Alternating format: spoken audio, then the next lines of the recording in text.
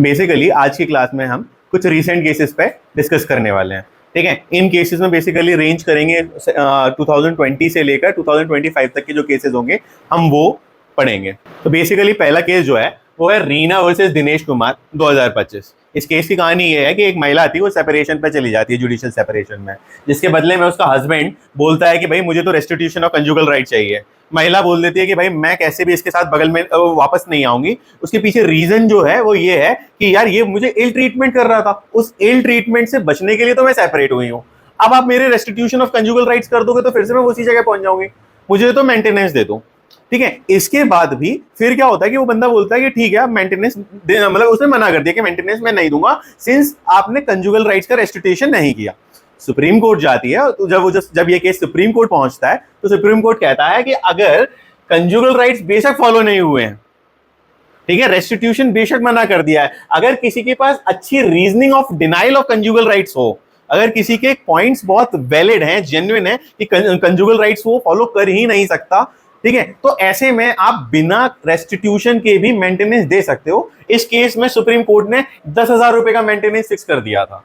ठीक है, तो बेसिकली इस केस में हम कह सकते हैं कि बिना कंजुगल राइट्स के प्रोसीजर को फॉलो किए भी मेंटेनेंस दिया जा सकता है, अगर आपका जो रीजनिंग है, अगर उसके पीछे कॉज है वो रीजनेबल है और जो वैलिड रीजन है कि आप ऐसा कर ही नहीं सकते। 2025 का एक और केस है वर्षा ताई वर्सेस स्टेट ऑफ महाराष्ट्र। इसमें आजकल आपको पता ही होगा महाराष्ट्र में बहुत ज्यादा लैंग्वेज पे विवाद चल रहा है, वो काफी रिसेंट में ये विवाद चल ही रहे हैं।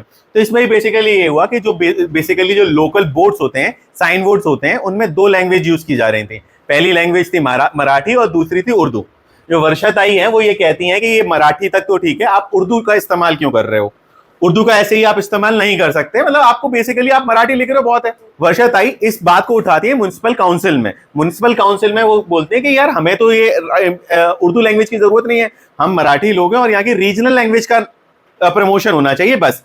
तो उन्होंने इसमें म्युनिसिपल काउंसिल ये कहता है कि शेड्यूल 8, आर्टिकल 351, आर्टिकल 345, ये तीनों हमें ये पावर देते हैं कि हम कैसी किसी भी लैंग्वेज का इस्तेमाल कर सकते हैं और हम इसमें उर्दू लिख सकते हैं। इस बात को वो फिर चैलेंज करती है सुप्रीम कोर्ट में, और supreme court again municipal council का जो ऑर्डर था उसको अप्रूव करते हुए कहता है कि यस, लैंग्वेज आप किसी भी लैंग्वेज को प्रमोट कर सकते हो, आप हाँ लोकल लैंग्वेज लिखना मैंडेटरी है और साथ में आप कोई भी नेशनल लैंग्वेज लिख सकते हो साइन बोर्ड पे। इस पे आप क्या बोलते हैं ऐसे कर्टेन्स नहीं लगा सकते कि